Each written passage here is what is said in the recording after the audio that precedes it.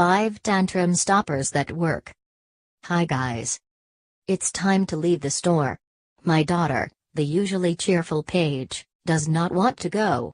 Let's set aside the fact that it's tempting fate to bring a 2-year-old to a toy store when the goal is to buy somebody else a birthday present.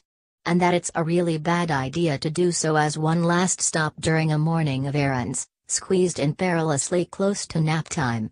The net result: a full-out limp noodle, a tired, angry child who does not happen to agree with you.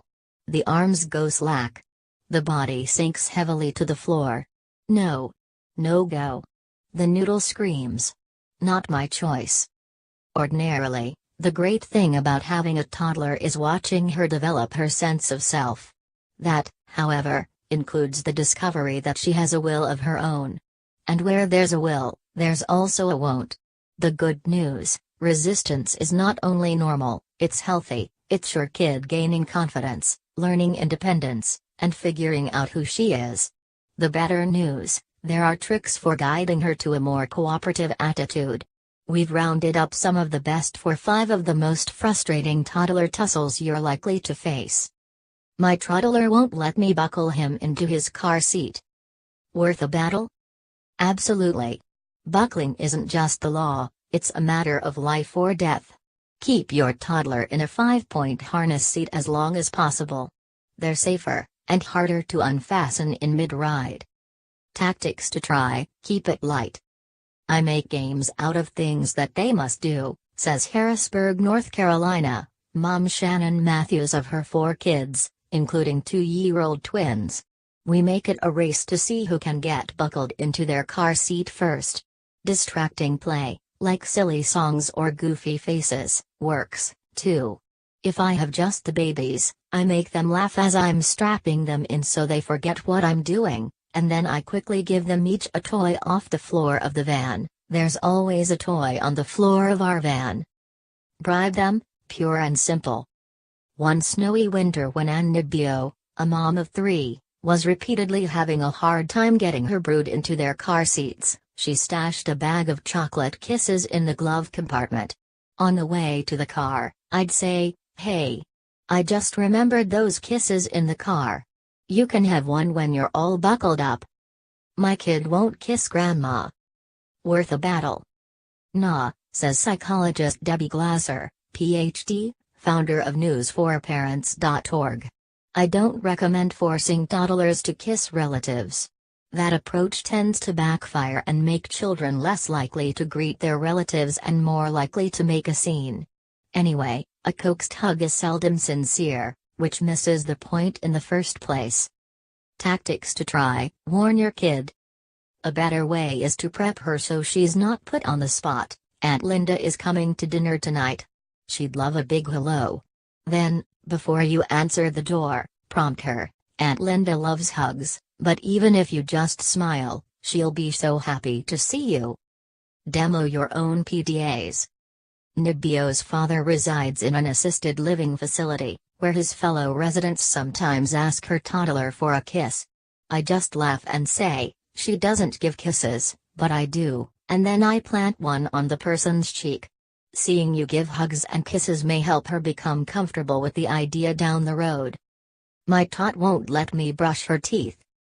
Worth a battle? It depends on your feelings about dental hygiene. I personally never brushed a single one of my kids' teeth, although I gave each child a soft brush and modeled the general idea. But I stopped short of forcing the issue or using timers, or even having them open wide so I could do all the work myself. Maybe I just got lucky, but I found that with enough praise and by emphasizing the fact that they got to gargle and spit, both fun, the job got done. Pediatric dentists, however, recommend twice-a-day brushing from infancy, and say you should lend a hand until at least age 5 or 6. Tactics to try: blame someone else. That's how Sue Ellen Durdler navigates must-do situations with her daughter. I tell Eliza, "The dentist says you must brush your teeth." This takes the pressure off me. I just state it as a fact and move on, says the Downingtown, Pennsylvania, mom of 3. Sidestep the no. Being matter-of-fact can be useful, says Glasser. Instead of making a request that requires a yes or no, try rewording it to pull the response you're looking for. Don't ask, ready to brush your teeth? Instead, say, it's toothbrushing time. Will this be a red brush day or a yellow brush day?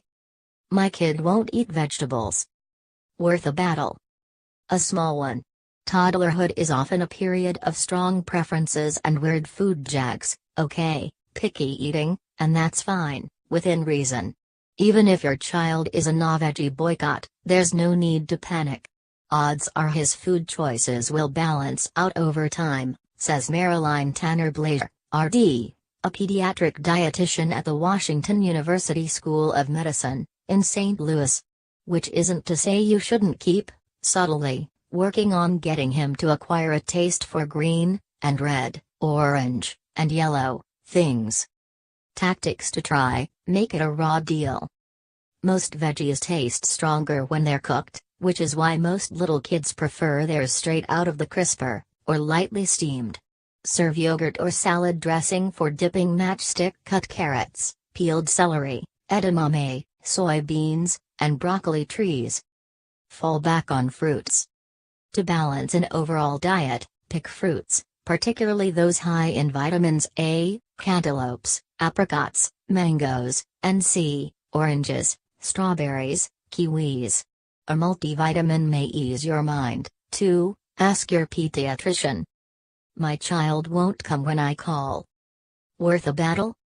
It's not realistic to expect a 2-year-old to abandon, say, the close study of the TV remote that he's conducting just because you tell him to. That said, you don't want to be at the utter mercy of his whims. When you repeatedly call but your child doesn't show up until he's ready, you're actually teaching him to ignore you, says Elizabeth Pantley, author of The No Cry Discipline Solution and a mom of 4. Tactics to try: make it sound worth the trip. When 17-month-old Isabella Covert of Wauwatosa, Wisconsin, is in a run-the-other-way mood, her mom, Juanita, pours as much excitement into her tone of voice as she can. Then I'll scoop her up to show her I'm happy she's with me. At home, Covert sometimes lures Isabella by waving a puppet or playing a musical toy and dancing. Countdown. Instead of calling "come here now," give 2 warnings, says Pantley. In the toy store, I might have tried Paige, you'll need to come in 5 minutes. And then, in 5 minutes, Paige, please come now. Pantley suggests waiting a minute, and if your child still doesn't respond, taking him by the hand and saying, when I call, I expect you to come. A toddler can't tell time but will quickly catch on to your progression of heads-ups. You can also say something like 2 more trips down the slide, it helps, Pantley adds, to let your child know you understand his point of view. I bet you wish you could stay in this toy store forever, but it's time to go now. Hug the toy doggy one more time. Now here are my keys to hold. Warn, distract, have your way. Of course, sometimes even your best efforts will still net a full limp noodle. But a little creativity and practice may spare you a steady diet of them.